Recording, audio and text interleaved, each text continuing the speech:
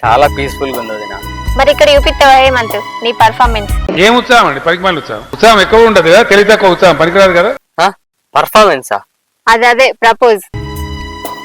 చేస్తా వదిన. ఓకే చెయ్. జాను, నాకు గుండె అయిపోయేంత వరకు నా గుండెల్లో నువ్వే ఉంటావు. ఐ లవ్ యూ జాను. నాకు నచ్చలేదు. ఛీ, నువ్వు చెప్తే నాకే నచ్చలేదు, ఇంకా హీరోయిన్ కే నచ్చుతుంది.